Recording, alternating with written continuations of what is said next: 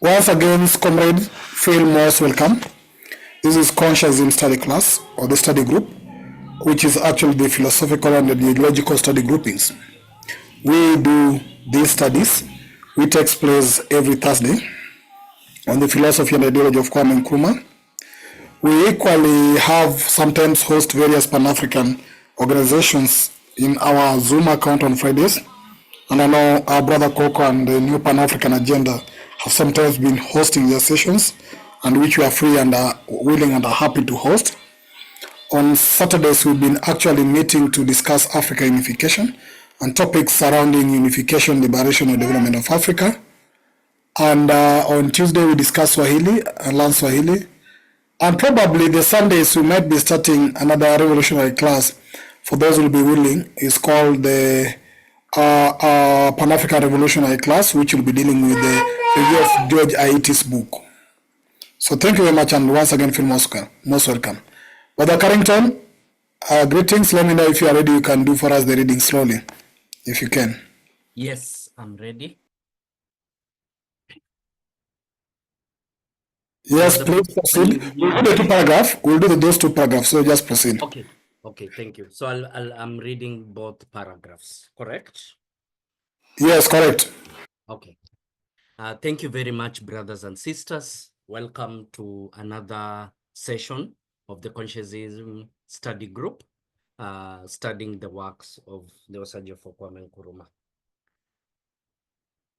Aristotle saved thought from the mystic vapors with which Plato surrounded it. The Second Renaissance emancipated thought from the mysticism of the Middle Ages. But whereas Aristotle stood for a cooperative humanism, the second humanism was an atomistic one. This atomistic humanism was assisted by the travels of merchants and adventurers who, returning with tales of diverse social organizations, diverse moral and religious principles and practices, assisted the growth of the thought that there could be no universally valid single religious creed, morality, or social order. This thought confirmed their challenge of the church hegemony.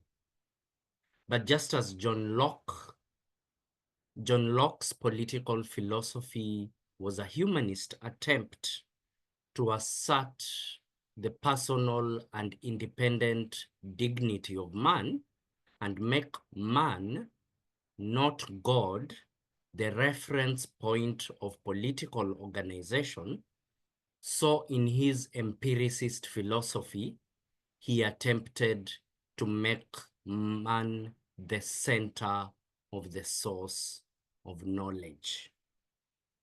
Since knowledge is thus not a matter of divine revelation, but one of human mental activity, man's intellectual independence and dignity was by this token asserted. I have said that in face of the humanism which the Renaissance developed, the church preserved herself by making a concession here and a compromise there, thus avoiding head-on collision. The church became subtle, and while seeming to endorse the philosophies of humanism, tried to place God at their center. She ran with the hare and hunted with the hounds. What a wonderful way to finish it. She ran with the hare and hunted with the hounds. Really very interesting. Yes, comrades, welcome once again. We have been discussing humanism and Renaissance actually. And if we recall, they say Renaissance or humanism that gave back to Renaissance in the previous paragraph, and then be looking at this various aspect of humanism from, of course, how Aristotle viewed it.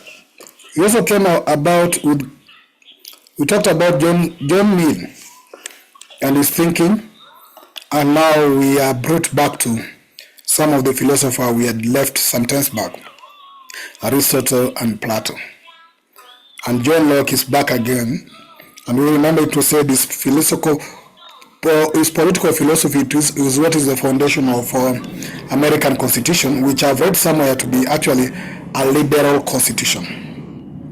Now, some times back, I remember again, Elder Glenn was saying, what did the church compromise? We wanted to know what did they compromise, and again, it's coming back here, but not clearly stating what the church compromised. Or rather, we are having a funny thing that she ran with the hare and hunted with the hounds. So, comrades, just to remind you that this is chapter 2 of Consciousness Study Group. And chapter 2 is the relationship between philosophy and society, and how philosophies affect societies. With our key intention is learning from this to do what we call a contemporary analysis with Africa, whether what is at the past year, which is so many years ago, is still what's going on in the continent today. And remember, the purpose of this philosophy is for decolonizing Africa. Consciousnism is a philosophy for decolonizing Africa. And we believe by understanding this, we can be able to know the roots, causes, and everything else. So once again, comrades, feel most welcome. As usual, we'll be going around to call your name and ask you to share with us your thinking. If you don't have something so far to speak, we can give you a chance to say pass, but we hope that before the class is over, you can be able to speak something. Even if you can only point at one sentence that caught your attention and you want to share your thinking in that, we actually are ready and welcome you to do that. We wish and actually look forward to you, first of all, sharing your thinking as per the text. Then you can, after all, share your contemporary analysis. But we always want us to stick to the text so that together we can be able to understand what Nkrumah was speaking to us here and what do you think about it. So that is it. And yes, so as I've said, we have Brother Carrington, General Nunaki, Brother Joseph Anton, Brother Coco, Brother Glenn, and Sister Tapuas join us. One sister in the house. Welcome, sister. Don't know who should I start with. Let me know who is ready. Who wanna go first? If you are courageous enough to go first, or if you are ready enough to go first, not about courage. Just let me know if you can go first.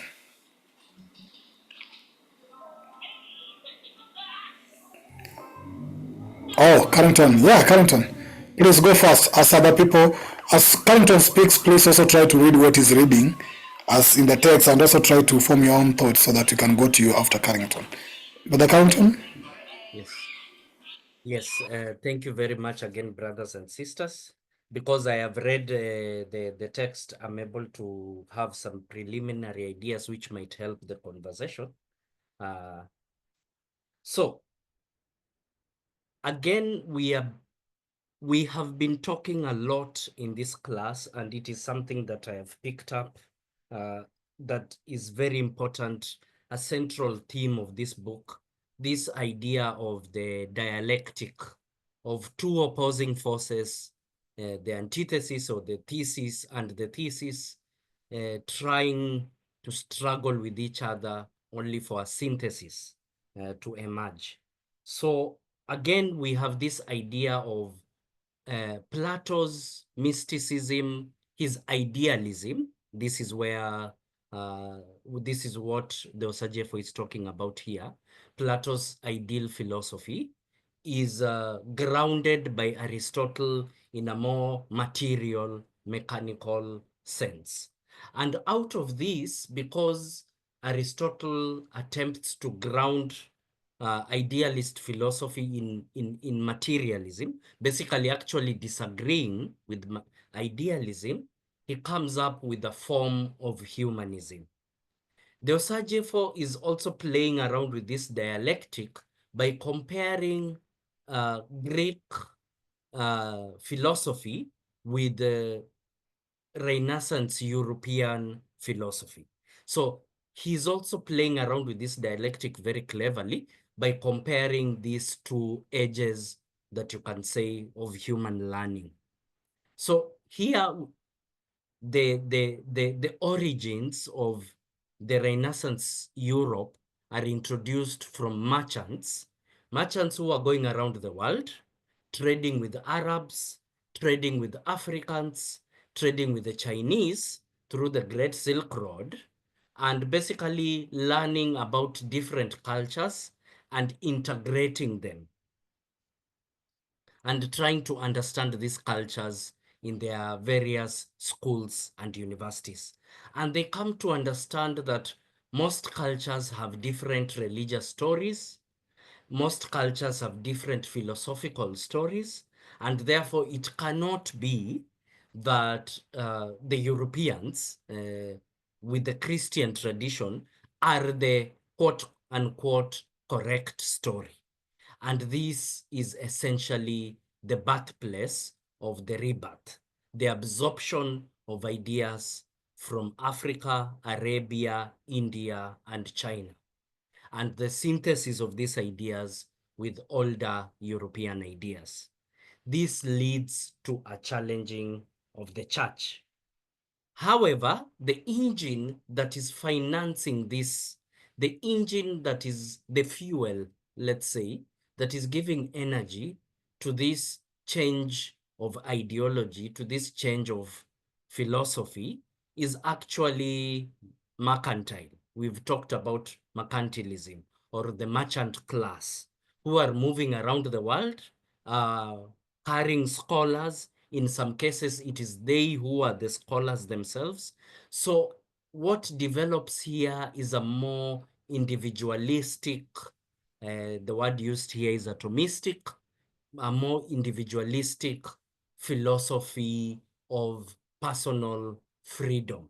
And this is what Brother Pigeon has just spoken about, the philosophy of liberalism. And now that leads to our second paragraph. So in the second paragraph, we also see another recurring theme of the book, a very strong recurring theme of the book of how philosophy, ideology, and policy, and even politics interact with each other very, very strongly. That basically how you view the world, how you understand and interpret the world influences your politics very strongly.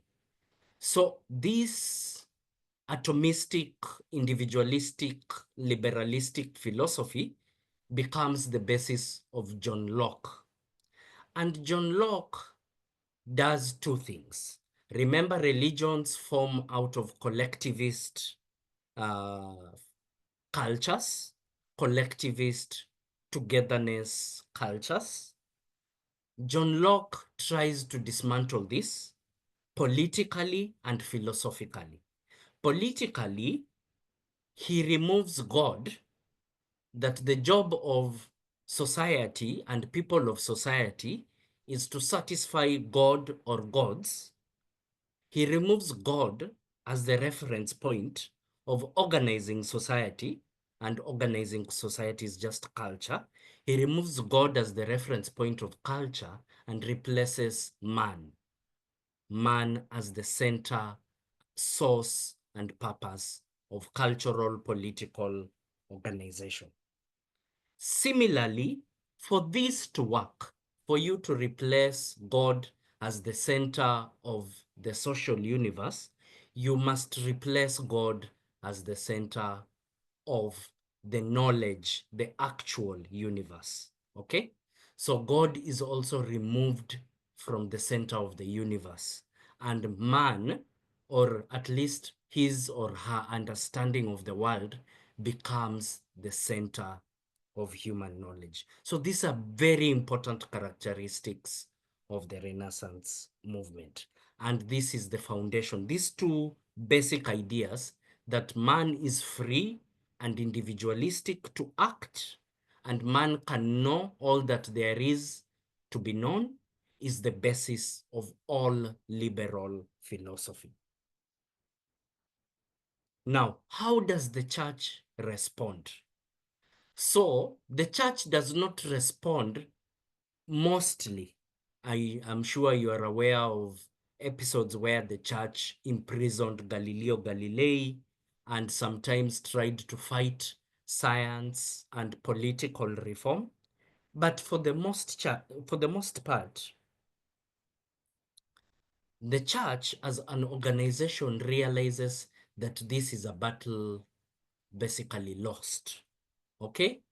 And what they do is try to adapt, but at the same time, use their resources, political, economic, financial, and social resources, to try and stay a relevant party in the conversation, in the ongoing conversation in Europe at that time.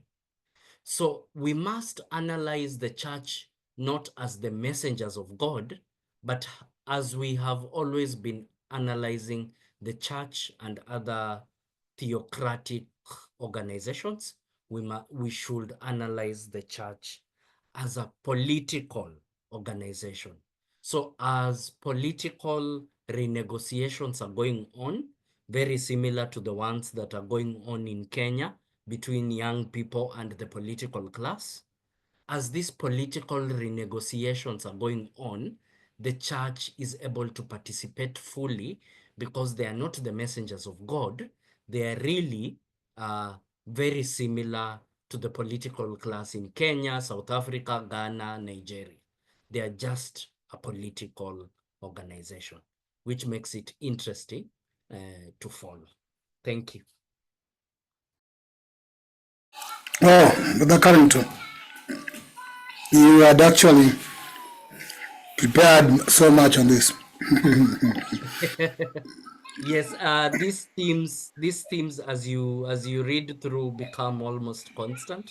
So it is nice to see how the Osajefo is using them throughout time. Yeah. Hope you like the style of writing. Ah, I'm enjoying it. I'm enjoying it. Yeah. I really like it. Okay. I'll have to confess that this is my first book by Kwame Nkrumah to read, sadly. And I'm very soon saving to buy all his books. I have shared a soft copy of about 15 of his books. Yeah. So don't worry, you'll always have them. Thank you very much, Brother Carrington, for starting us off. Brother Glenn?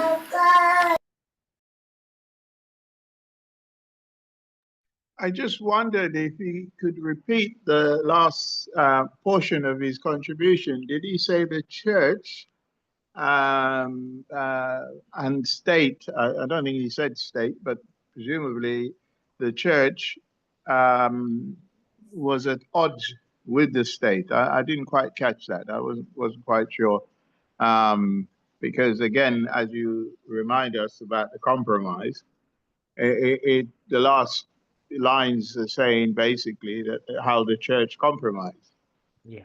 Um, could you repeat what you said the last Yeah. few Mm. sentences? Yeah. Yeah. Thank you very much, Brother Glenn. That's a very, very hard question.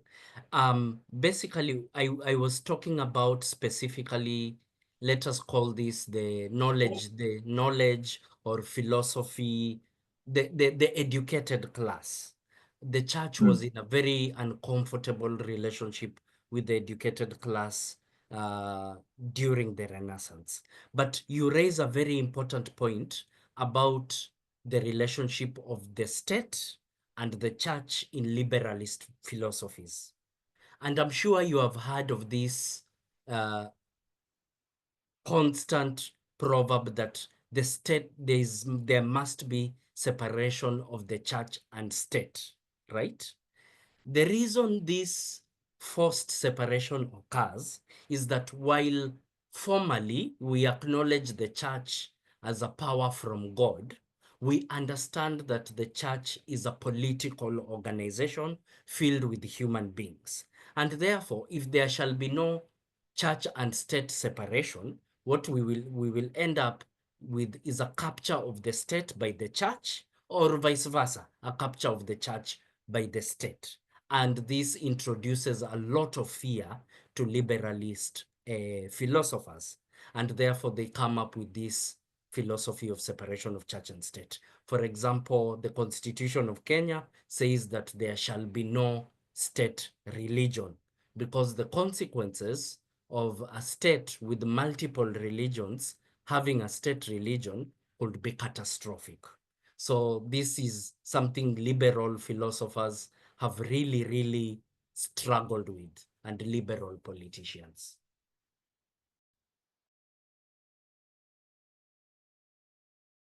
Glenn? Yes, thank you. Thank you. I'll make a contribution later on. Thank you. I remember Nkrumah ended, I think it was in the first chapter. No, towards the end somewhere, that therefore a state should be, what do you call it? Not religious. What do you call it? Secular. Secular state. Secular. Yeah, so Nkrumah recommends a secular state. Yes.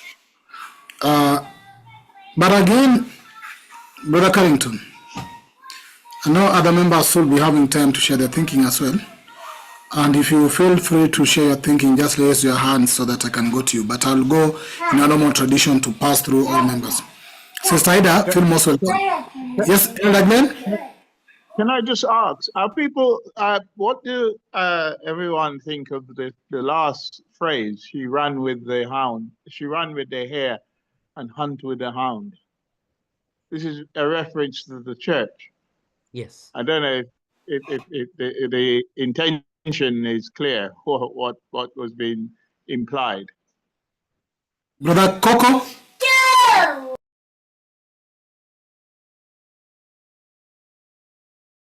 Brother Coco? Hope you want to respond to that. And maybe also share your thinking, Brother Coco. I can't hear you. Oh, do you hear me now? Yes, yes. Oh, okay, thank you. I haven't read as much about how the church managed to reposition itself back at the center after people like John Locke removed it. But to answer your question simply, Brother Glenroy, is that with running with the hares is assuming or pretending to be with the people, but at the same time continuing to devour the people, continuing to assert themselves as separate from the people. So what John Locke did was to say man was born with nothing, no ideas, with a clean slate. And all the ideas that man acquire after birth is from knowledge, is from interaction, is the intellect. He builds his intellect later on. Okay, so that knowledge is determined by experience, not from the divinity, from the divine. So that way, they removed the involvement of God in creating man. He can create man maybe, but an empty vessel.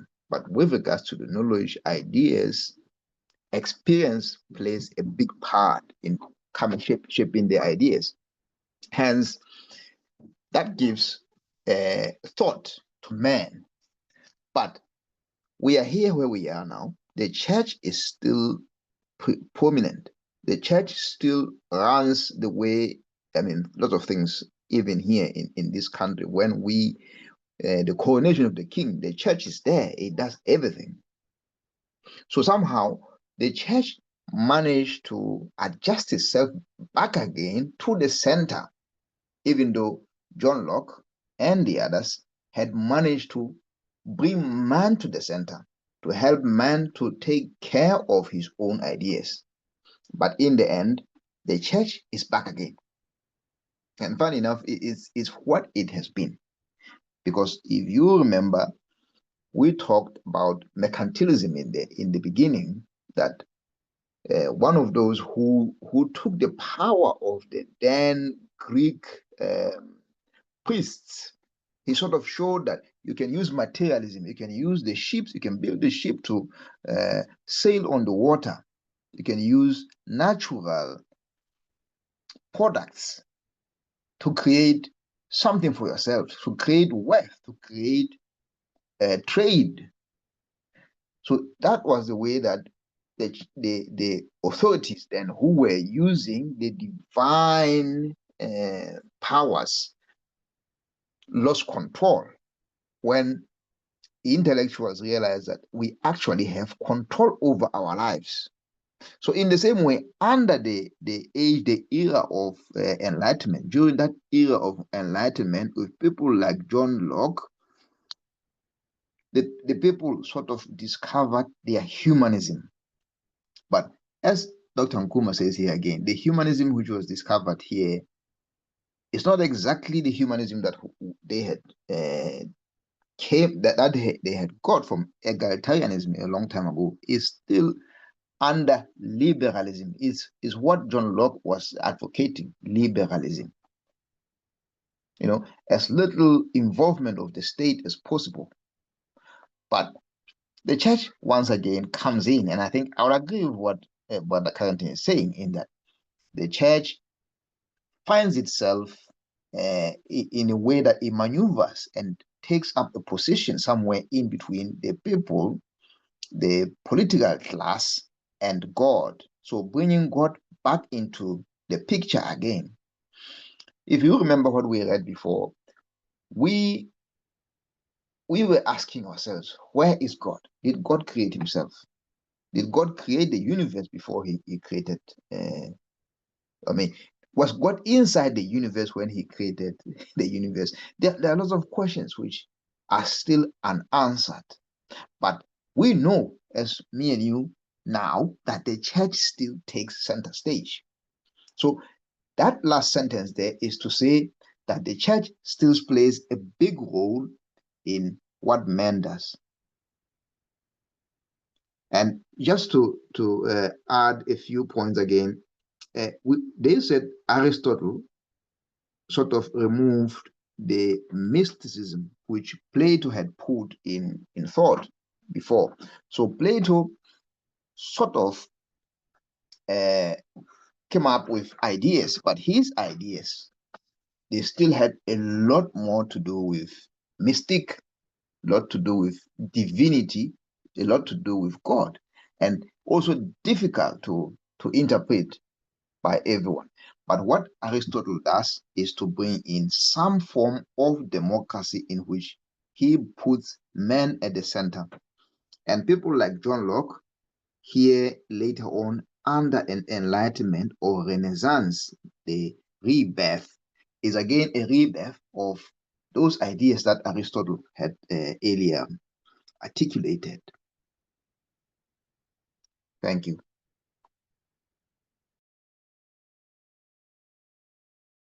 Wow, it's getting intense. Thank you, Brother Coco, for trying to actually explain that. Brother Elder Glenn, what was your reaction to that? Let me wait, give others a chance. I don't know if anyone hand is up, but I'm not ready to respond. Is no one else? Okay, no, I will go around, but of course, Brother Carrington, Brother Cocas tried to explain the aspect of church running with Yeah. hair and hunting Oh with yeah, the... no, it's his explanation or his that's what I was hoping that people got in that statement, because it can be seen as very cryptic, but Coco has explained it precisely. Thank you. Welcome. Sister Tapua? Welcome, Brother Kwame. And welcome, Brother Gonza Swen. Sister Tapua? Oh, you can't speak? Hope so. Yes. Oh, no, and now I can. Thank you. Please go ahead. Hello. I've just been listening into what everyone else is saying, but for me, the most interesting part is what the church did in the last paragraph, because I think in the place where I grew up, in a Christian home, in a mission boarding school, and the contradictions that I saw, actually informed me of this position, that the church runs with the hare that's being hunted. That's, for example, Africans, they empathized a lot with the African plight. And the missionaries were there to establish schools. And the one school that I went to was really liberal in terms of discussion of what the settlers were doing. And there was always conflict between my school, the church, and government. But then at the same time, they couldn't help but represent the hounds in some of the things that they propagated. So it left me in a very confused situation where, for example, during the Liberation War, a lot of the students from the school I went to were encouraged to go over and fight. And even when they were coming back, they would come back to school, integrate with us to an extent, and march on to the next post. So it's that situation where you then get some of the priests and part of the church was busy denying to government, to the Rhodesian government, that they were not taking part, they're part of what is going on with it. It was just a confusion. And so I really appreciate that example there, because it brings the church, even today, in a difficult situation, because they will empathize with people who are exploited, but they will also exploit them. And we've seen it firsthand when the church is talking of something to do with being wealthy and through the church and growing your and sowing seed and all that, just to rob people of whatever they're earning. So I understand that. And that's my comment for now. Thank you. Thank you, Sister Tapua. Brother Cook, I'll come back to you. But just to keep again a remember, actually, as you've seen today, we are looking at evolution of humanism, right from Aristotle to what now Locke is bringing forth. And the key point of our discussions include the influence of Aristotle on human thought. We do the comparative of Aristotle and Plato, the impact of the Renaissance on the humanism, also the shift to atomistic humanism, which we also find in chapter 1. So feel free to comment on such. We also discuss the role of merchants and adventurers in shaping the thoughts and the challenges of the church hegemony. We are looking at John Locke's humanistic philosophy. We are also looking at the church's adaptation and response to humanism. And some of the questions are philosophical transition. How did Aristotle cooperative humanism differ from atomistic humanism of Renaissance? And what were the key drivers for this transition? Also on cultural aspect, you're looking at in what ways did the experience of merchants and adventurers contribute to the challenge against universally valid single religious creed, morality, and social order. In empiricism and knowledge, we are looking at how did John Locke's empiricist philosophy reposition man as the center of knowledge, and what are the implications of this shift? And the church dual role, how did the church manage to endorse humanistic philosophy while maintaining God at the center? And what impact did this have to humanistic thought? But what is the relevance to modern Pan-Africanism? That's the last part you're looking at.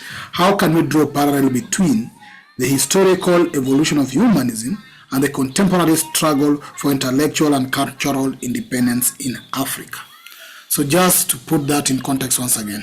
Now, let me go to Brother Carrington. Brother Coco will come, then I'll go to Brother Joseph, then to Sister Ida.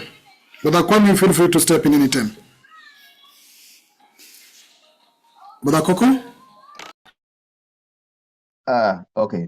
The one thing which I wanted to add, I'm being reminded by Sister Tapua here, is that the church is a chameleon. The church manages to adjust to whatever situation. The church remains unscathed. It remains relevant. It finds a way to remain relevant regardless of whatever. Remember Henry VIII, he didn't want to get, he wanted to get another wife. The Pope said, no, you cannot do that. It did not damage the church. He decided to form another church. That church runs parallel to the other church. It's the same. The church was tarnished by the scandals, child abuses. The church is still around. The church was involved in slavery. It's still around. There are people who find ways to defend the church and always make it central to whatever thoughts we come up with. And as Caesar Tapua is rightly saying, the church was involved in our own colonization. You remember the letter of Leopold to the missionaries when they went to the Congo. That doesn't look like it has damaged the reputation of the church in the Congo. In fact, the Catholic Church is the biggest in Congo, and it's the biggest in Ivory Coast and Ghana. It's there, but despite whatever the church was involved in. So the church always finds ways of coming back into the picture, being central to whatever thought. And it's interesting, most of the time, when you do well, they will ascribe that to God, God's ways, God's miracle. But when you don't do well, it has something to do with the devil or something to do with you, with your own man as or free will. I see that again where I come from in Lesotho, where the church was working with the missionaries. But what they were trying to do was they were taking out the chiefs because they wanted to bring in the magistrates. And now trying to put 1 + 1, I realized what they were doing. They were bringing in common law and replacing the customary law.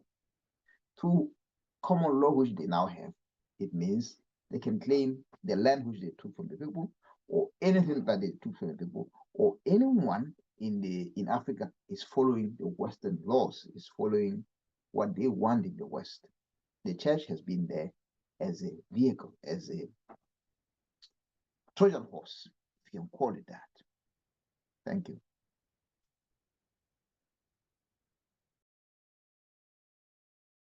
Thank you, Brother Coco. Brother Joseph? Yeah, I'm a little bit out of sync at the moment in terms of the conversation, but I'll try to add a little bit by saying that for now, religion or the church, by extension, is an agency of political control. It has been for some time, especially after they lost the hold on the whole of society, beginning with the Reformation and so on. But they have never really gone away. Even in the Eastern Orthodox tradition, you would see, for instance, in the Russian Orthodox Church, for instance, the role they play now, even after 70 years of communism or what socialism or so, whatever you would call it, they still have a hold on the society. And staying on the continent, I was kind of taken back recently with the opening session of the Zambian parliament, in which God was invoked in the parliament. And that is part of the Caribbean. I mean, I'm accustomed to that in the Caribbean, but I would have thought that by now, I mean, no, not Zambia. Did I say Zambia? I mean Ghana, in the Ghanaian parliament, in Kwame's country. God is being invoked, and when this God is invoked, we know this is a Western God. It's not African God. So it is not going to go away easily. This is something we have to work hard at. And when you check on some of the liberation fighters, including some of the reactionary counter folks, the reaction and the conservative backward, like Jonas Obembi, he was studying to be a theology. So the church is not far away, removed from even the struggles of what happened in recent decades in Africa. You have people like even Julius Nyeri was, I mean, one of my idols. I was influenced as he went to to missionary school and so on. So it's right, it's in us. So unless we find a way to recognize that. The greatest for me is Mugabe. Mugabe used to go to see the Pope every so often, and some of the Islamic leaders of Africa go to Mecca. I mean, so it's how do we reconcile with the fact that the influence of church or religion is so embedded in how we think, how we do. I don't know how we will escape that, but it's important that we recognize it, and we do see that even though they may make compromise, they're always there. They always find a way. For instance, in the Caribbean and Grenada, you don't start any public activity without invoking God, which I have a fundamental problem with. And which God? European God. I'll stop here for now. I hope I've made sense. Thank you, Brother Joseph. Sister Ida? I think I'm going to follow on what Brother Joseph has been saying, because I think that whether it's Christianity, or whether it is evoking the ancestors, it's all the same thing, but different ways of doing it. And I think that the end sentence where it says, no, not the end sentence, the one before, where it says that the church made God its center. I think that's the important bit about religion, any religion, that in getting people to make God the center, all sorts of things can happen, whether they're mystical or it enables people to do things. And hence, I think the last sentence, "She ran with the hares and hunted with the hounds," has made the churches of this world a reality. That, you know, they can, as it says, change their ways, endorse, while seeming to endorse man-made philosophies, they can change their ways and still stay at the top. I do think it is, I think religion in any aspect can just make people think they can do a lot of things. It's like, how can I explain it? It's like, just it enables people to think that they have a power within themselves.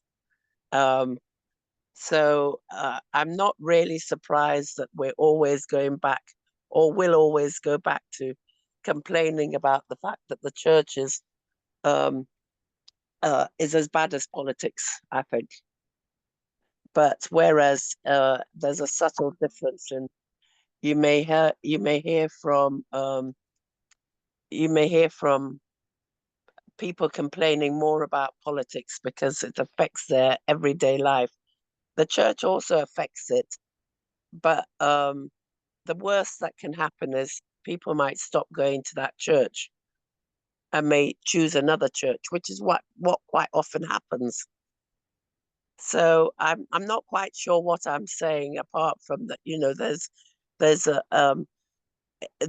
thread that runs throughout all the years in which whether it's Jewish or any form of religion, that there's a strength in religion, but at the same time there's a real weakness and a real trouble in if it's misused. I think that's all I can say, because, you know, yeah, I think that's really what I can say and what I get out of this passage. Thank you.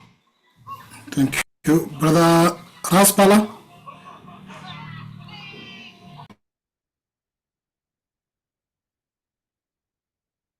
Brother Raspala? Yes, my brother. Hey, I'll share just now. Can you just pass it? Okay.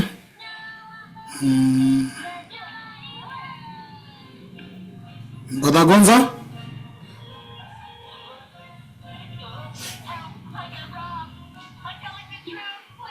Chair, I'm not ready because I was not around from the beginning. So please go to the next person.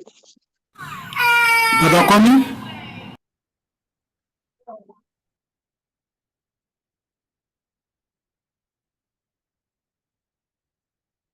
Brother Kwame? Yeah. Yes, Brother Pigeon. Yes, Brother Pigeon. Yeah, try to work on your audio to be up a bit. You are not that audible. Is it better? That's better. Please proceed. Yeah, I'm on the train, so I might occasionally just mute myself so that the sound from the train doesn't get into the recording. Yeah, so we are still on Aristotle, aren't we? And yeah, and we are still on Aristotle because of his major influence on Western thought. I think we're all clear that Aristotle should not be seen as a white man. I think that is clear. And also that the cooperative humanism that Aristotle stood for is no different from, if you like, our Ubuntuism of today. The idea that we humans have value and dignity, and that as humans we should not be the ends of anyone or of any person or organization, that we are worthy in our own right, and that nobody should use us for their aims and objectives. So we are still on Aristotle, and let's put in context what it is that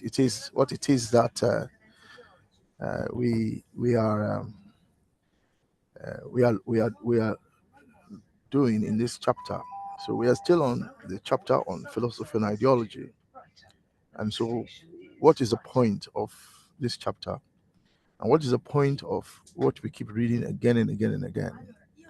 So the point of the chapter is to draw your attention, our attention, to the fact that to the fact that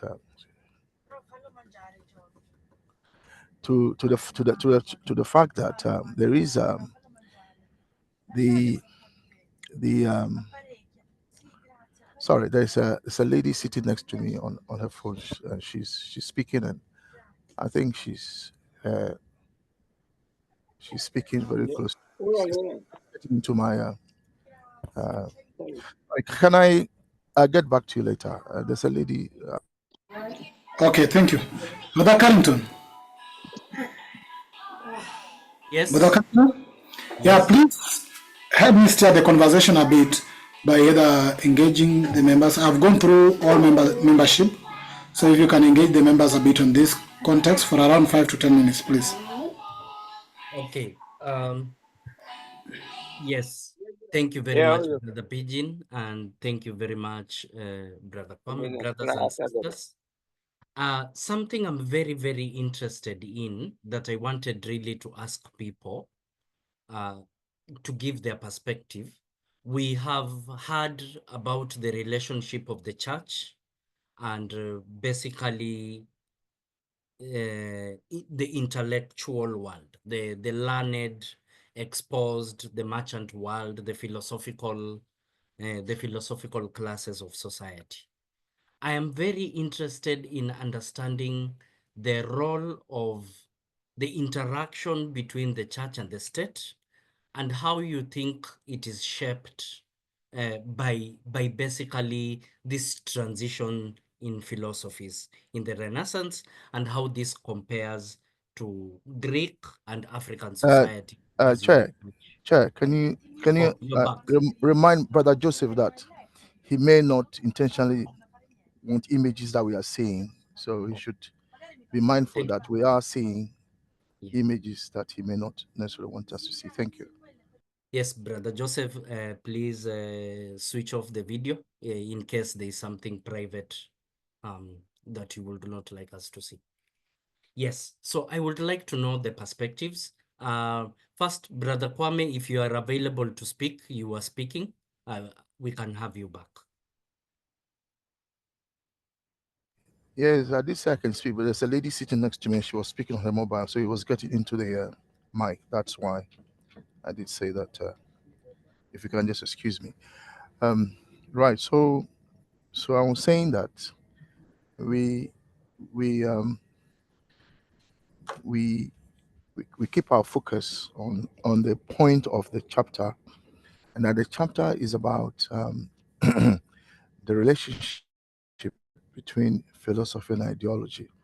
So what the chapter is drawing our attention to is that we should remember that the society to which we belong, indeed every society, every community, every nation is, if you like, guided by an ideology, and that ideology comes from a philosophical view of the universe, of which there are two. There are only two basic philosophies of the universe. There is a philosophy of idealism and a philosophy of materialism. Idealism says that the universe, if you ask the question, what is our universe made of? It says spirits and their ideas. If you ask materialists, they say it is made of matter. And by matter, we understand it scientifically as liquid, solid, gas, and plasma. So, for example, the sun is plasma. Now, those are the two main philosophies. So, ideologically, they have implication for society. An idealist society is one that is sorry, can you just hold on a second? Yes, thank you very much, Brother Kwame.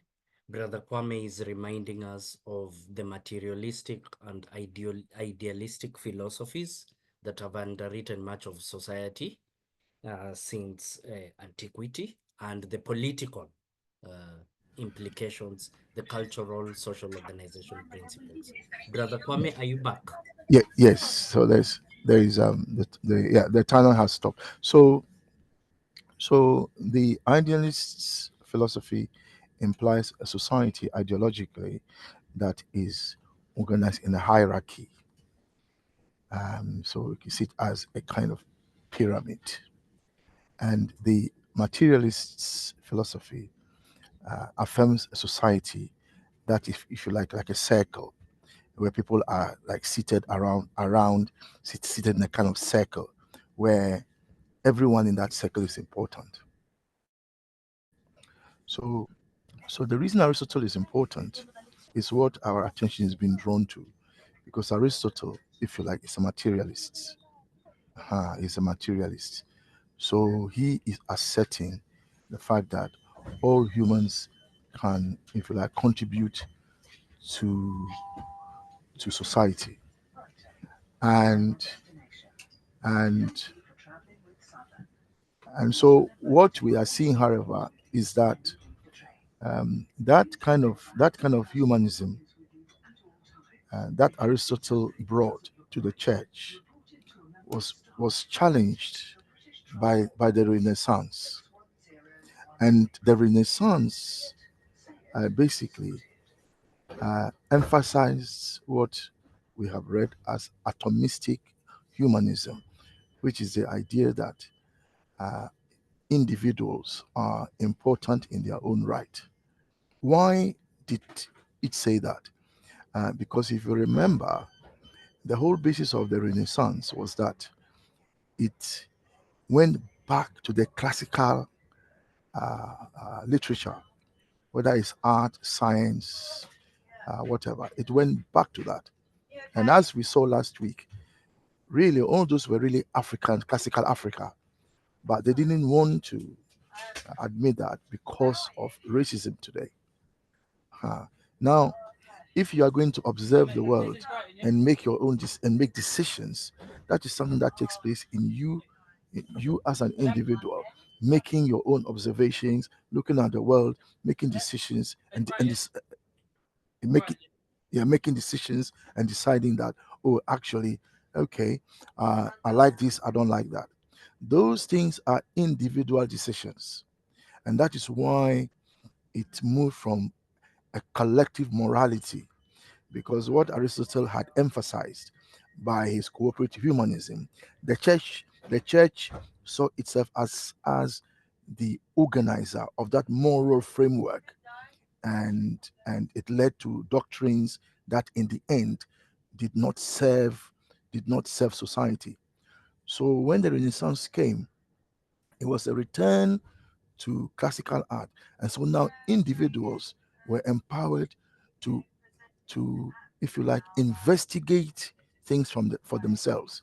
So for example, instead of relying on the priests to tell you what God said or God says, you read the Bible yourself and see what the Bible says. So you see, so you replace your ability to read and to interpret scripture for yourself, instead of relying on the priest to read the Bible and tell you. And so you remember this went hand in hand with the translation of the Bible from Latin to European languages. So, for example, from Latin to German.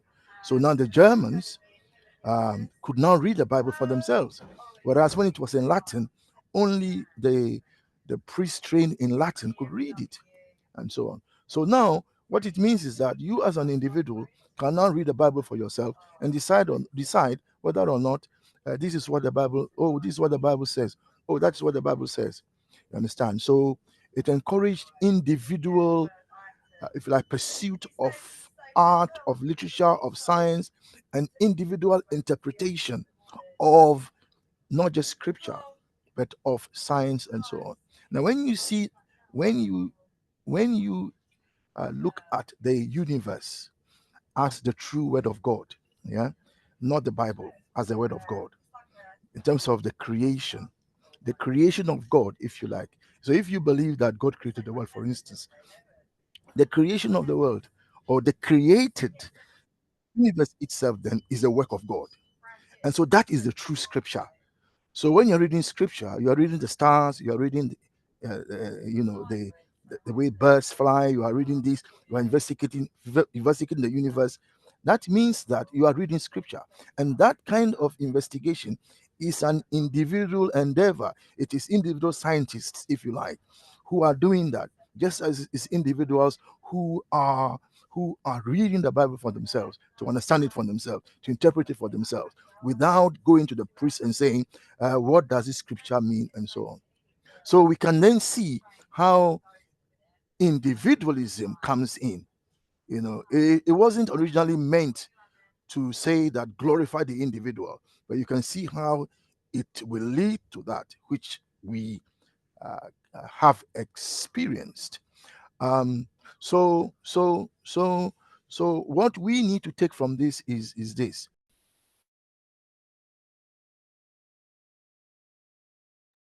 Brother Kwame, you're muted. Sorry, how long was I muted?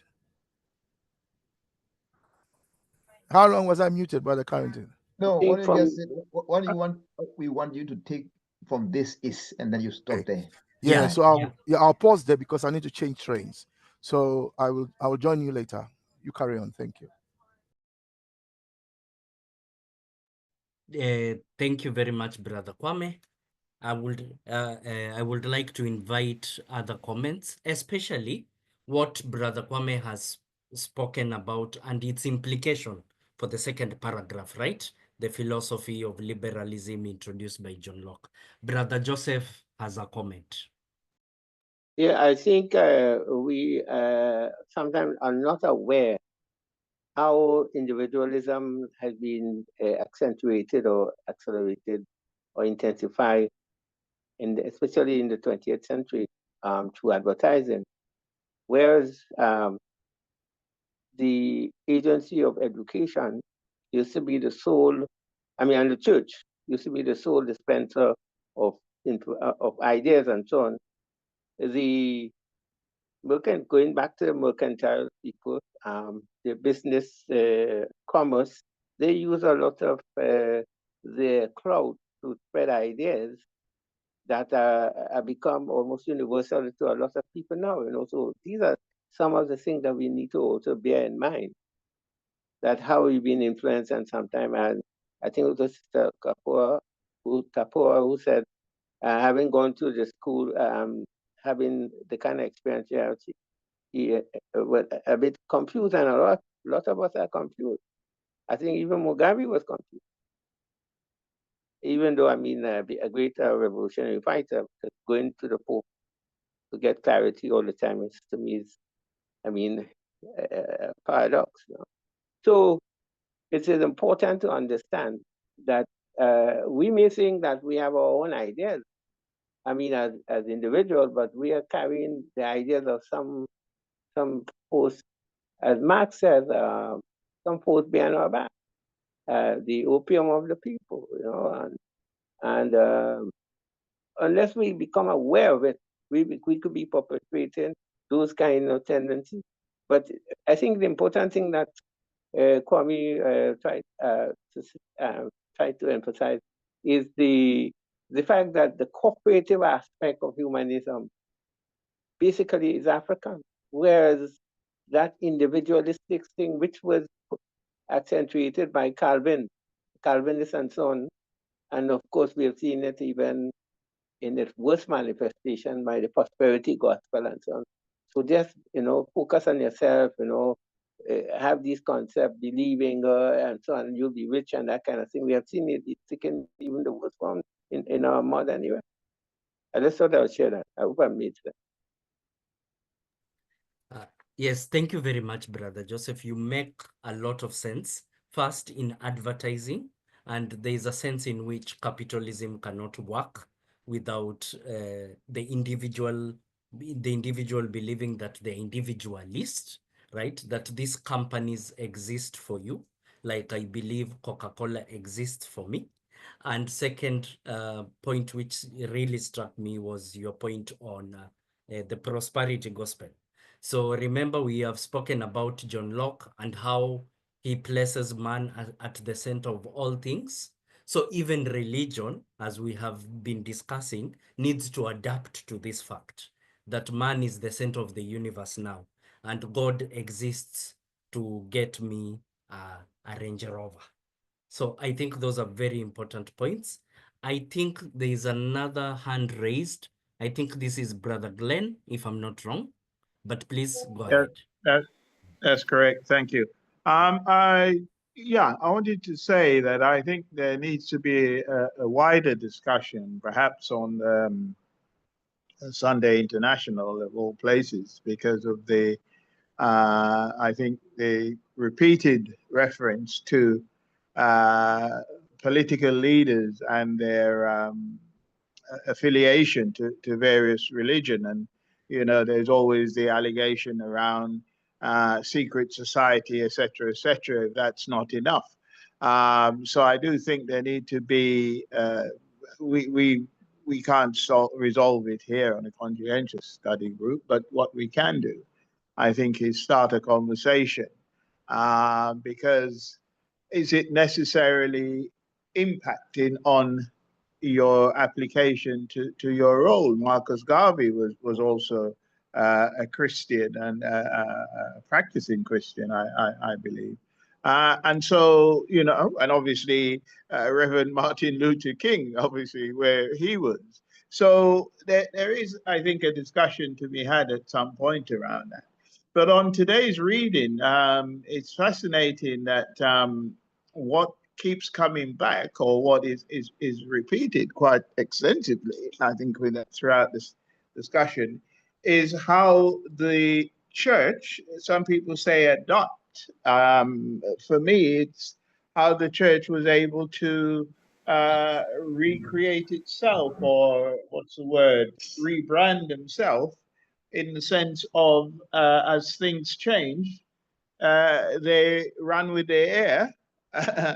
And if things change the other way, or indeed whether it does or not, they hunt with the hounds. You know, in other words, all things to all people. I was going to say men, which I think is a phrase, but it's clear that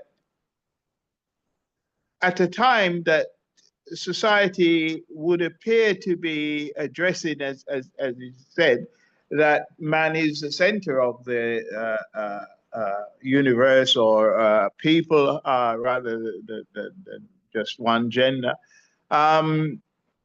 The church isn't embracing that. It's trying to stay back until it found a comfortable way to reinsert itself in a manner that, in my opinion, has nothing to do with the philosophy of the time. It's just really a waiting game, and they can do that.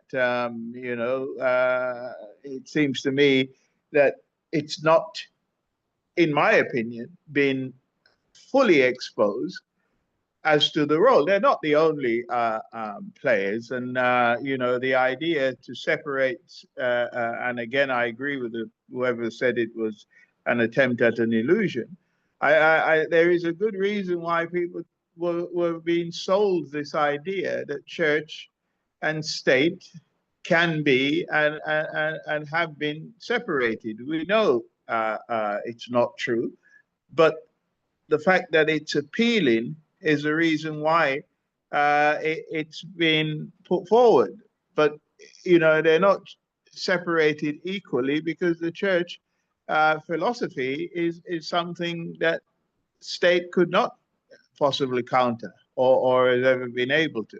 Its influence remain the same. If we think about, for example, whether you agree with it or not, but the revolution or the overthrow of the Shah in Iran, and the situation now is largely led by clerical people's involvement. And as I think Joseph said, look at the role of the church in UK's coronation, etc., etc. There are times in the UK that the church has been more the opposition than the opposition party. Certainly in many cases, in the instance where Labour Party was falling down on itself. So the role of the church, whether we agree with it or not, I don't think it's been thoroughly examined enough. As I said at some point, I don't think that this is going to be the be all and end all of this conversation, but we have to start the conversation because I think continued reference by some about African leaders, past and present, as to how much are they being controlled by the state and how much are they being controlled by their chosen religion. So I think one of the things that this reading has provided is how integrated those two issues are. So I'll leave it there, Chair. But I think I take a suggestion from here that we do have that conversation. It's obviously controversial. I think people say don't talk about politics and religion, or if you go down the pub, don't start talking about politics or religion. You'll start a fight. Thank you.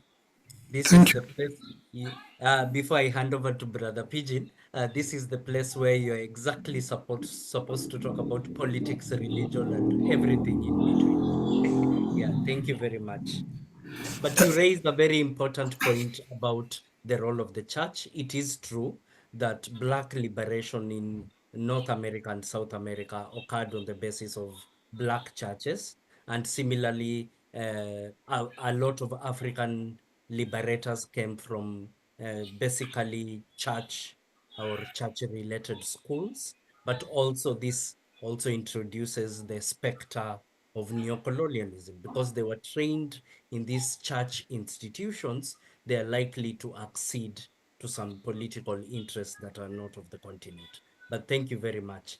Yes, Brother Pigeon, I now retire from my chair to Thank not you. seek term extension.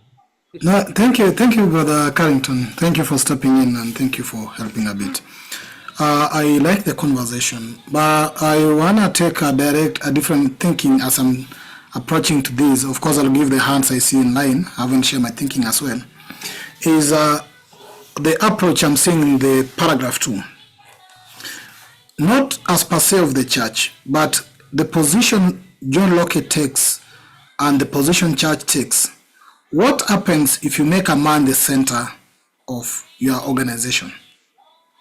Vis-a-vis if you make God the center of your organization. What is the possible outcome? Because then we will go beyond talking of church, but talking on how their position or their philosophy might affect the daily livelihood of citizens in a country. Because you see, Locke says in the second paragraph that, but as John Locke's political philosophy was humanistic attempt to assert personal and independent dignity of man, the independent dignity of man, and make man not God the reference point of political organization. If man is made the reference point of political organization, vis-a-vis if God is made the political reference point of organization, what type of a society do we, or will we actually have, and which society will we think should be a better society, and the impact of the same? If you don't focus on man and focus on God as your center of everything else, what is the impact or the ripple impact to our society and to the welfare of the people and to well-being of our society, vis-a-vis if you take your center of focus to man? Because we believe, and I think Brother Kwame can correct this, is that consciousness do not actually deny the existence of spirituality or spirits and ideas, but rather it recognizes that the material condition of matter is the primary, and the rest can be derived from it, which means the rest are derivatives. So we can actually have matter as the primary reality and not the soul, which means it's not the only reality. Therefore gives room for the ideas and the thinking of spirituality and the rest. But matter becomes the primary and the rest can go ahead, which basically will say, can there be a true worship of God in an empty stomach of men, or in men that don't have food or have been starving? Can they really achieve that so-called the spiritual nourishment? And if you don't think about what they can eat, like the food they can have, or the agricultural practice, or them going to work, and put them to purely worship from day to night, what type of a society are you going to affect to those two philosophical thinking? So permit me to give, of course, chance to, I'll start with Hold on, brother Pigeon. oh, yeah, Brother Kwame, come. Yeah, I don't know if I'm clear. There's Yeah, a you're lot clear of, now. yeah, I couldn't make my connection, so it's a lot of background noise, as Brother Glenroy will understand because he's an engineer. So, so I just want to introduce one thing which I'm not sure if someone has mentioned it yet, because as you know, having been with you 100%, which is the the political practice that was at the heart of what happened, and Locke's, and how that led to John Locke's political philosophy. So John Locke's father served in the army of Oliver Cromwell. Oliver Cromwell was the English general that led the parliamentary forces that fought Charles I.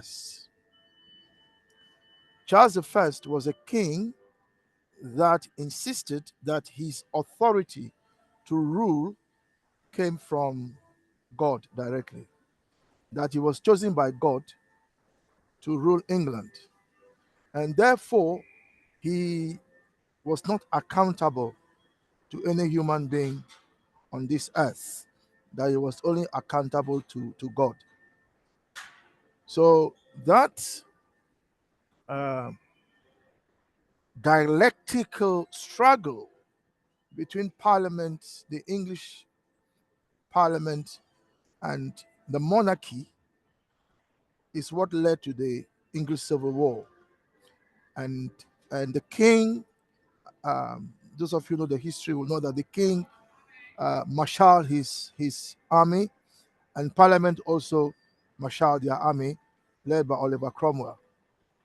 So John Locke's father, who served in Oliver Cromwell's army. So you can imagine that here is a young man, and his father is fighting on the side of the parliamentary forces, and his father is coming home and talking about the war, why they are fighting, and so on and so forth. So you can see how direct, if you like, exposure to the English Civil War will shape John Locke's understanding of what it was all about. So I don't want to make it long because of time, but I just want to say that what we are reading, at the heart of what we are reading, is the divine right of kings, the divine right of kings to rule without uh, political accountability, and what will today be called liberal democracy, which John Locke is responsible for. So you all remember that John Locke is responsible for the American Constitution, which in essence was a liberal democracy. It affirmed that the Americans have no monarch, and that the American citizen, except Africans, of course, had the power to elect their own president, and that president was accountable to them. You understand? It was so democracy for the people, by the people, and through the people, as we know. So that is what we are reading. Let me pause there. Thank you. Thank you, Brother Kwame, for that explanation. I think sometimes it's very important to get the behind the scene. The movie call it behind the scene, so that as you look at the main script, you having an information of what went behind can easily help you make more constructive thinking in regards to what you see. So yes, thank you. Let me get to Brother Joseph, Brother Sister Ida, and Brother Gonza. Your hand was up. You just bring it back if you still want to speak as well. Brother Joseph, just to let you know, all members have gone through, and some members said pass, like Raspala. If you wish to come back, let me know. Brother Joseph. Yeah, it's interesting that Brother Kwame mentioned the US in relation to John Locke, because we see the very opposite is happening now, where, I mean, you're about to have a king, a dictator, one man, and his group. But there's a point here which I'm seeming to be forgetting.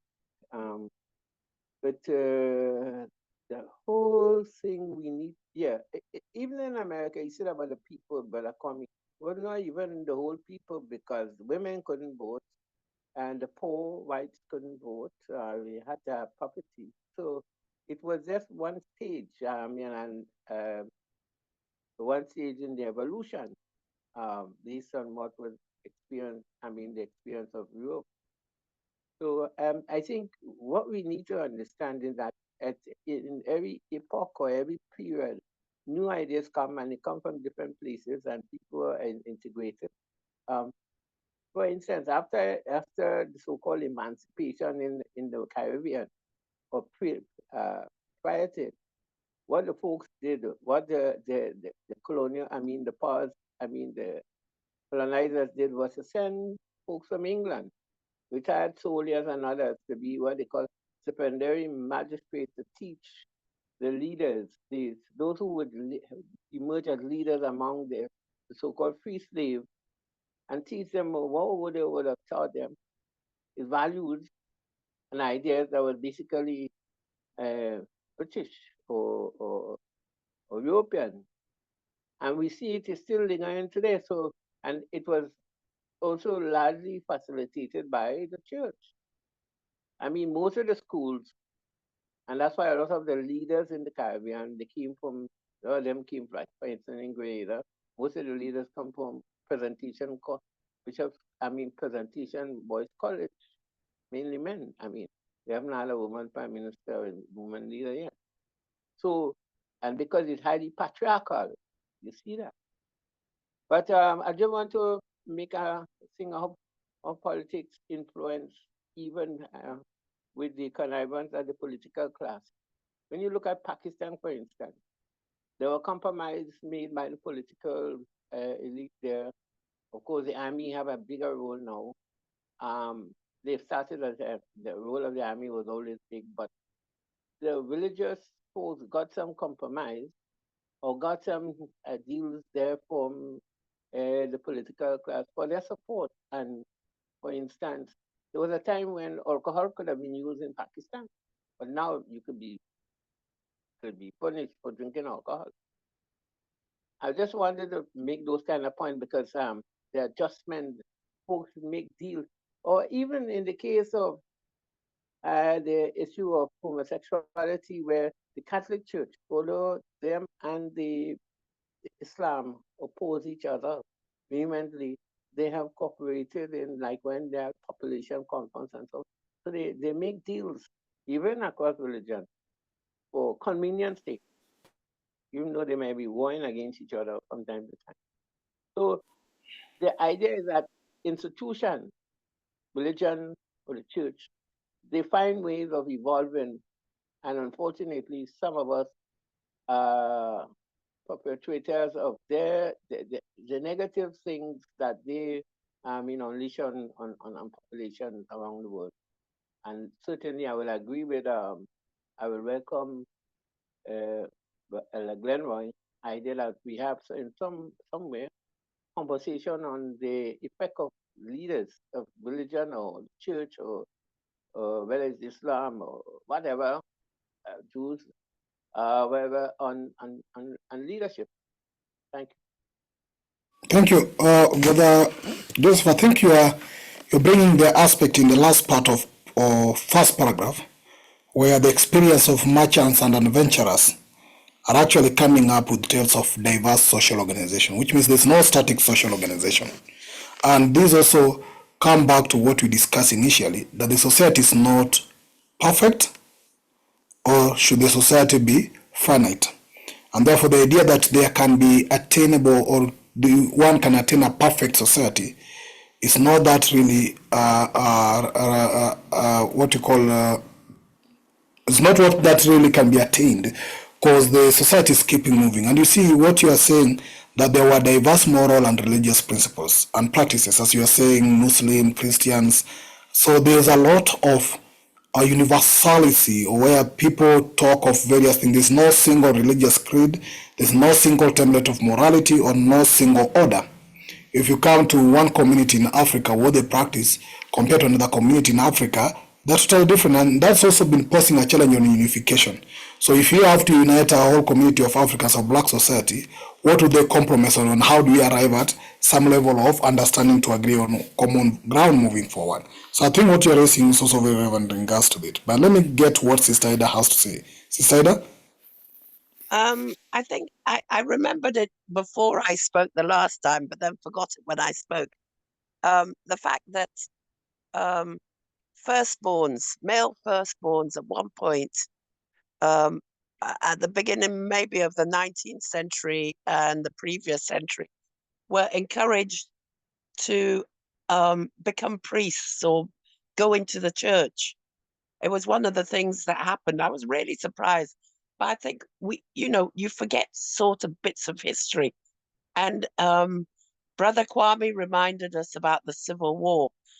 And part of the Civil War was there were all these secret rooms in big houses where they hid priests, Anglican. I'm not sure if it was Anglican or Catholic priests, probably Catholic, because I think they were trying to break away from the Catholic Church. But I'm reminded of the fact that the Catholic and the Anglicans all have the same sort of top-down tradition, and they're altar boys and things like that. So I think sometimes we forget about bits of history where the church have been very important. Like I think before the Civil War, a lot of the wealthy aristocratic families had the first son became the lord of the manor or the lord of the house or whatever, and the second son went into the church. It was a different way round. So I think that, you know, sometimes we forget the history of things that have happened in the past because they're not happening so much now. But still in the Catholic Church, they have, I think we did the bit about secret societies, but they have this sort of wealth society where people who seem to be wealthy or have done well seem to then get put into classes and hold, you know, they get to meet the Pope or whatever, or become I'm not quite sure what they become because I'm not Catholic, but I see lots of my Catholic friends who some of their parents, or they talk about different people who have gone into some, you know, you see pictures of them having moved up, and there is something about churches, but I think the same thing happens in the Muslim faith. We might not hear about it so much, but it happens. There's a hierarchical people at the top, which you might not see or hear about so much. But if you're in the religion, you know that it happens. And I think I'm going to leave it there. But I'm trying to say that I think that there's a lot of hidden history to do with churches and religious societies, which we don't always link or see. Thank you. Thank you, Sister Ida. But again, I'm still coming to the same question I've been asking. Thank you for that. Actually, some level of history. Is the same question is, if the church philosophical thinking and ideological thinking is God being the center, and what Locke is trying to bring here, that taking man being at the center, how do that then influence their decisions or the society? And how do that influence a person who takes the church ideology or the church thinking of God being the center of everything else, in terms of reaction or action towards what's going on, like during the apartheid, during maybe the civil wars, or even in the current state when there's war in Congo? If you were to take the church position of God being the center, and somebody was to take the John Locke position of man being the center, do you think your response to the same actions that are going on in the society will be the same? And I think that will be not the same. There will be differences in how we react to societal issues. And that is something still a problem in the society in somehow. But let me hear what Brother Gonza had to say. Gonza?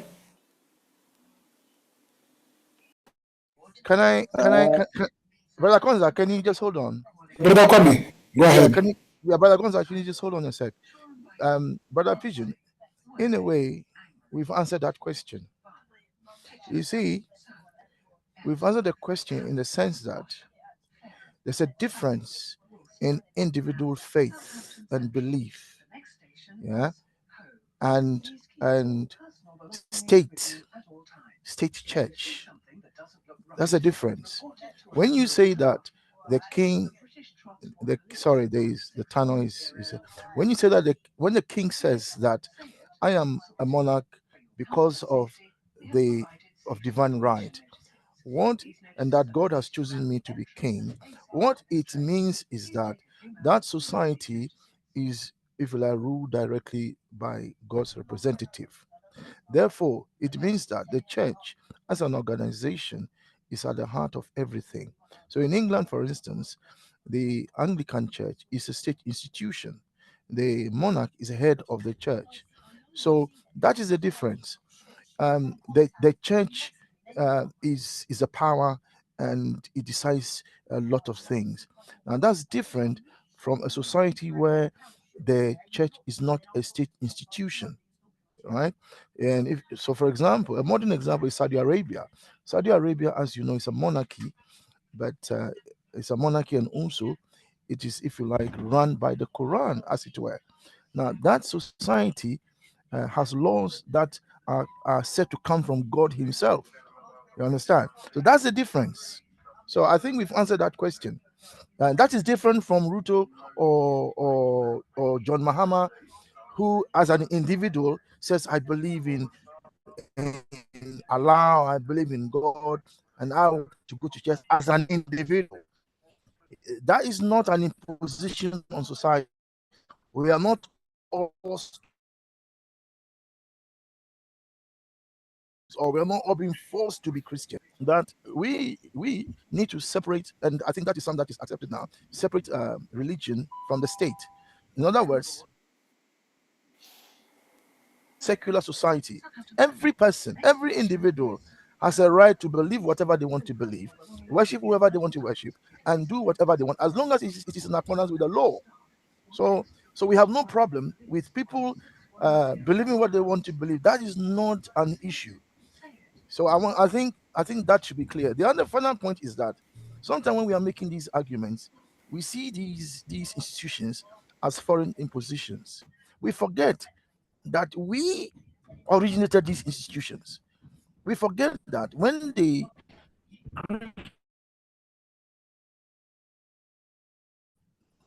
Africans to study, we forget that it was the African priests who were teaching them.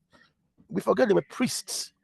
They were not scholars, as it were, the way in which we see scholars of today. They were trained. Aristotle. Bakome, we're listening you. Bakome, we are listening you. Okay, you'll come back, Brother Komi. Brother Gonza, before Brother Komi Those comes who back. have come to say that they were Oh, temples built by our ancestors. You understand? So, and then who went to Spain to set up mosques in Spain? Was it not the Moors? Who were the Moors? Were they not Africans? So please, when we are discussing these things, let us be mindful that we are not talking as if these are foreign impositions on us, and that we are innocent in all this. We are part of the we Africans are at the heart of the problem. We are part of the cause of the problem ourselves. Thank you. thank you, Brother Komi, for drawing our attention to that indeed. So we are dealing with our own makings. Brother Gonza, what do you have to say? Thank you, Chair. Very much. I've listened carefully to all the reasonings and the speakers. It's very, very interesting. It's a very interesting topic. My thinking is that the church was originally an institution of political power, or it was originally a political institution. Hence, that is why it has found a way of maintaining that control over people. And of course, we know that for not noble, goals, those who use power, they use it for exploitation of the masses, of course, and their control.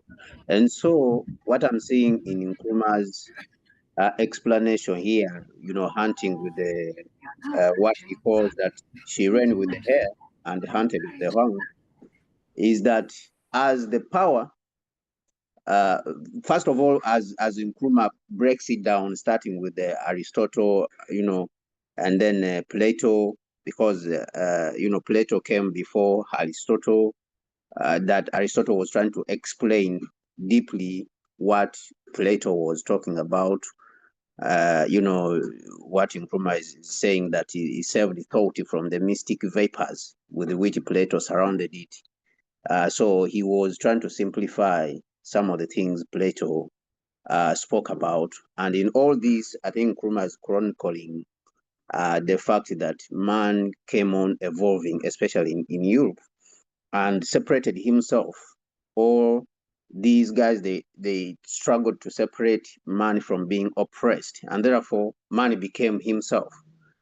They tried to show man that you are, you have everything that you need. You don't need to engage in superstition, sort of.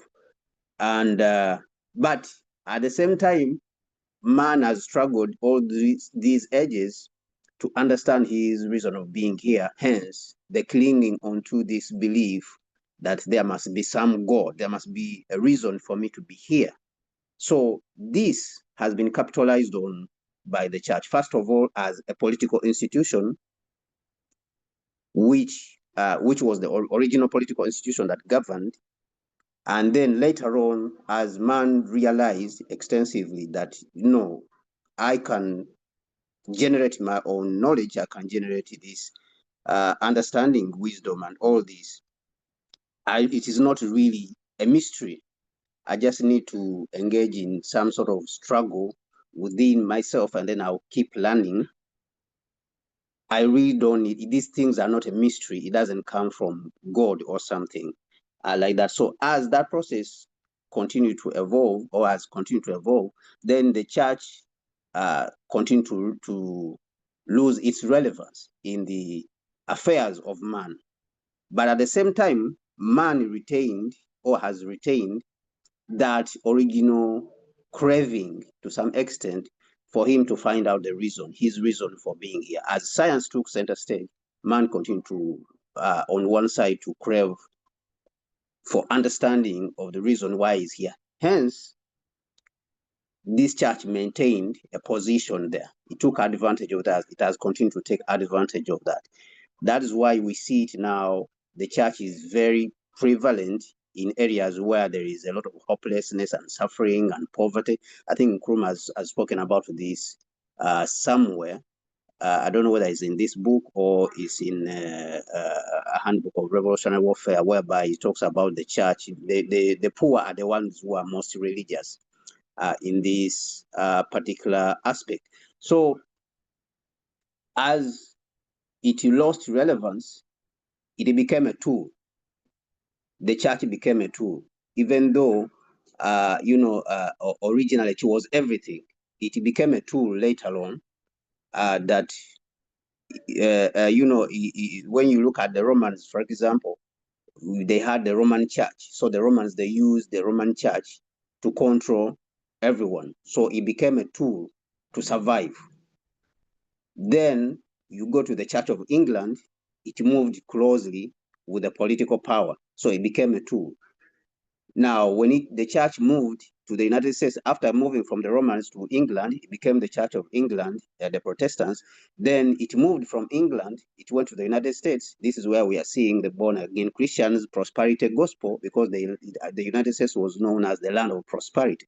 So it has continued on to survive in that manner. And that's why we see even in Africa today that our particular pastors, who we call priests, they have a lot of, influence. They are very much influenced by the American, church, because of prosperity gospel, America, the land of prosperity, and what, and all these things which they, they say.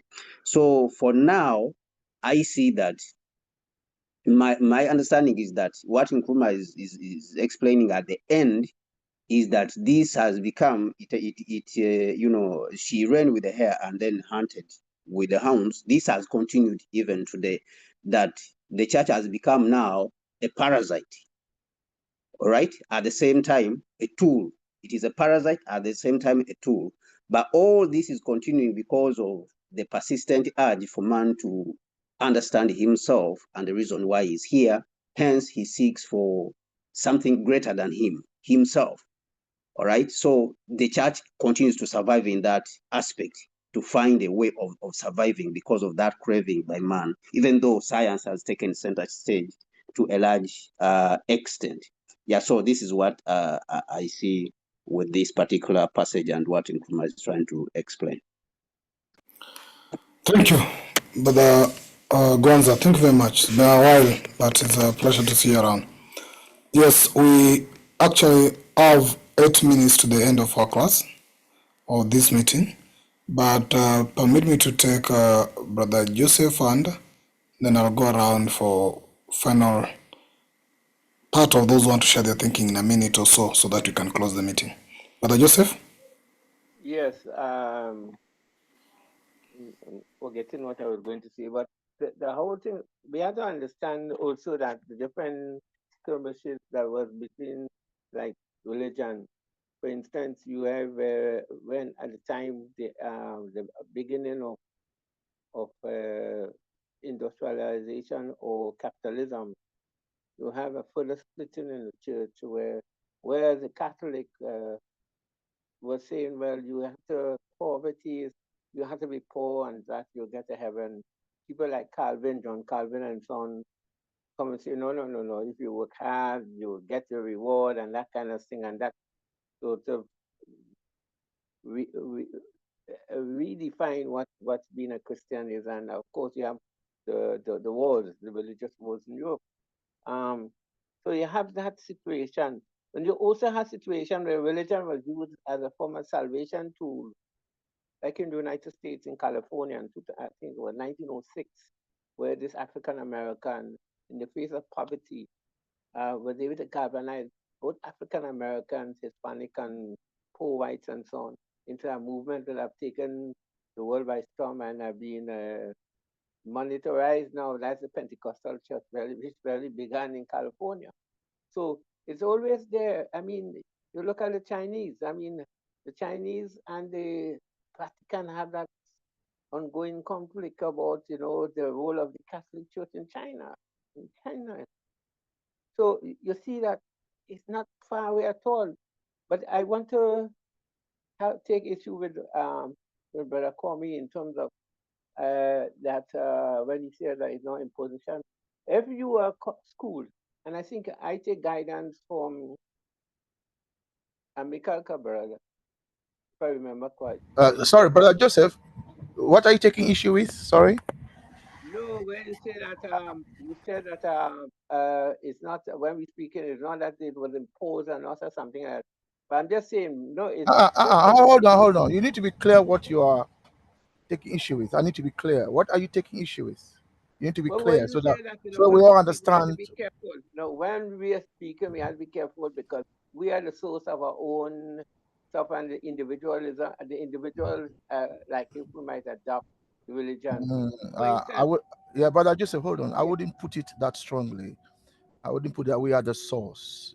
I don't think I'm wholly well, I saying mean, that. this is what I heard coming from you. I mean, but anyway, let's not argue. I'm just trying to make a point because people follow leaders, and if for instance, when I've had a lot of struggle, for instance, here up to now in the Caribbean, African religion has been demonized. It took an Indian prime minister in Trinidad and Tobago to rescind laws against the spiritual, against the Orisha practicing people. No, because, nobody, and of course, some of that was done in St. Vincent, the island of St. Vincent. Um, there's laws on the books against, so, because certain religion or faith is favored over, and in our experience, anything African is demonized. You can't say the word voodoo in Grenada easily. Mm. You can't.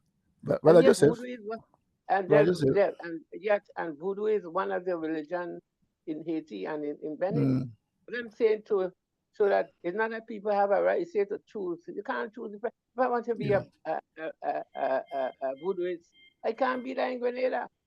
yeah. Brother Joseph, you see, as I was saying, I didn't quite put it that strongly, but if you want us to go down that path, we can. And I think that um, if we go down the path as to the extent to which, as Africans, we are the source of problems that are part of our world today, we can do that. If you consider that the fathers and mothers of the entire human race are Africans. Raspala is here. He's kind of gone into the origin of the what you might call the white race. Yeah, he's gone to that a bit. Now, if you are the fathers and mothers of people who are causing havoc on the planet, you can't excuse yourself from it. So if you want us to go down that, I'm happy to do that. Although that is not how I was putting it. Can I draw our attention because of the last few minutes to the question which I think we need to answer? was for cooperative humanism, and the Renaissance came up with atomistic individualism. What is the African individualism? That is a question we need to answer. So let's not run away from that. We need to answer that question. Thank you.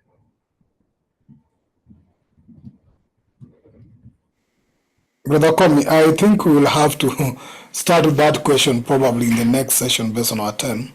Because I was even also wondering what is atomistic individualism or humanism as compared to corporate humanism. But I think, yes, I believe that maybe if we start our session next time, we need to go deeply to understand how they are totally different. What is cooperative, atomistic, and now you're introducing what was not here, the African individualism. And Yeah, whether sorry, I meant, Brother Pidgin, sorry, I meant the African humanism. So we need to answer that question. So we have cooperative humanism, then we have atomistic humanism, but then we are Africans. So what is our humanism? That is what we need to answer. Thank you. Okay, thank you for that. So you'll know this, so probably we can prepare with those key, actually, because we are in humanism. So those key understanding is very important for us to distinguish and actually get to understand clearly what's going on in this line.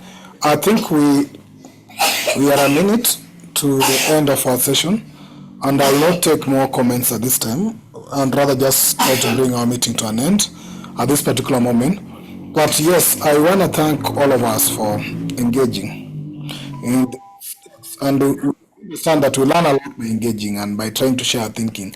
And Brother Kwame giving us back the history of John Locke is very important sometimes when you have the background information of where we are.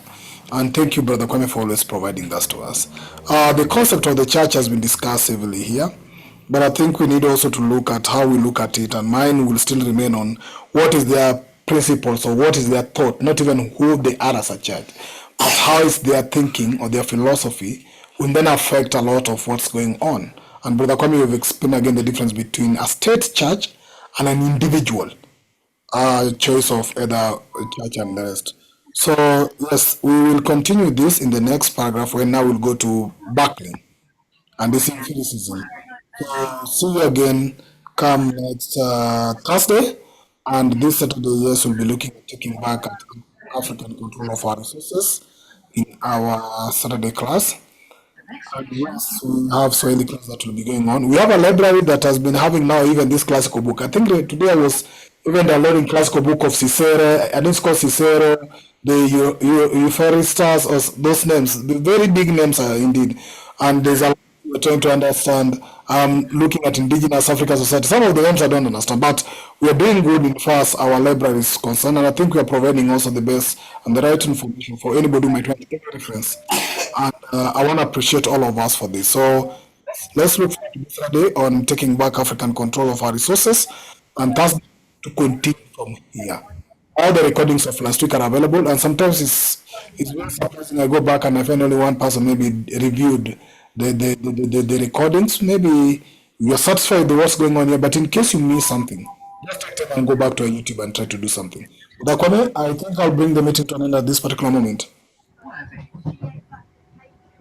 Okay, you're right with that. So, comrades, yes, let's meet again next week. Don't miss. If you miss any part of the conversation, it's like you delink yourself from the process. So you find something had passed before you realize this. So let's come and meet again next Saturday. Thank you all, and see you Saturday or Thursday.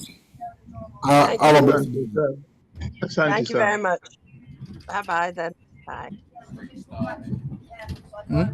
It's just restarting.